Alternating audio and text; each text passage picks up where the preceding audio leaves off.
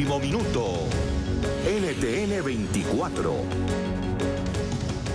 Y hablando precisamente de este tipo de personajes mesiánicos, sí, cuya voluntad pareciera estar por encima de todo lo demás, Daniel Ortega acaba de ordenar la salida de los funcionarios de la CIDH de Nicaragua, de la Comisión Interamericana de los Derechos Humanos, específicamente de quienes forman parte de esa comisión de mecanismo de seguimiento para la situación de Nicaragua. ¿Hasta dónde va a llegar Daniel Ortega? Es decir, cada uno parece superar al otro. Y Dani, en cierta medida parece una carrera entre competidores por calificarse o por lo menos por coronarse como el dictador más interesante de la región. Yo creo que Daniel Ortega ya quemó las naves. Daniel Ortega ya no tiene el más mínimo interés en respetar el ordenamiento constitucional y legal nicaragüense y de manera particular las normas internacionales. La orden que acaba de dar no solamente afecta y vulnera el sistema interamericano de derechos humanos y sus mecanismos de protección y de vigilancia de la democracia, afecta igualmente la estabilidad de su país, es un motivador más de los muchos que conocemos sobre la necesidad imperiosa de activar la Carta Democrática Interamericana.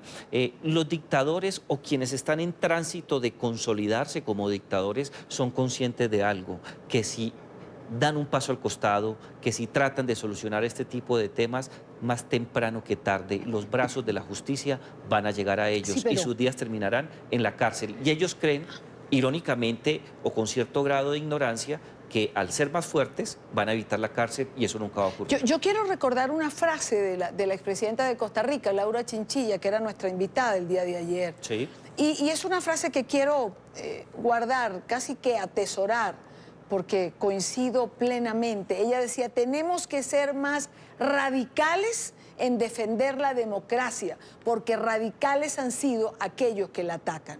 Sí, es una frase muy importante y en cierta medida yo creo que la experiencia que ha arrojado, especialmente los 20 años que se cumplieron hace poco de la elección de Hugo Chávez como mandatario de los venezolanos, nos demuestran que estos personajes, por lo menos en el caso de América Latina, son muy hábiles para utilizar los mecanismos de la democracia liberal, especialmente aquellos que están relacionados con el principio de representatividad para acceder al poder, pero tan pronto están en el poder son radicales en el sentido de desmontar todos los principios representativos para poderse perpetuar en el poder. Y creo que muchas democracias en América Latina, y eso incluye en cierta medida lo que pasó en algún momento al interior de la Organización de Estados Americanos, OEA, no hubo la respuesta coherente, consecuente, necesaria por principio de autoridad para evitar que estos dictadores se consolidaran no solamente por años en las casas de gobierno, sino que pudieran dejar el poder en sus delfines o a la vieja usanza sin elecciones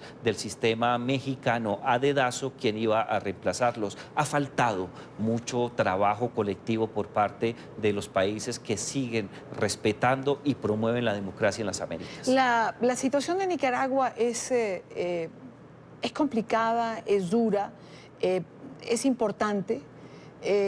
No solamente la represión que hemos visto en estos 8 meses desde que comenzó a manifestarse el pueblo nicaragüense, no solamente los presos políticos, las torturas comprobadas de quienes han logrado salir y que han dado testimonio, la agresión contra los medios de comunicación, sí, el allanamiento a instalaciones, la confiscación de instalaciones y de herramientas de trabajo, como es el caso del diario El Confidencial, que dirige Carlos Chamorro, hijo de la expresidenta Violeta Chamorro.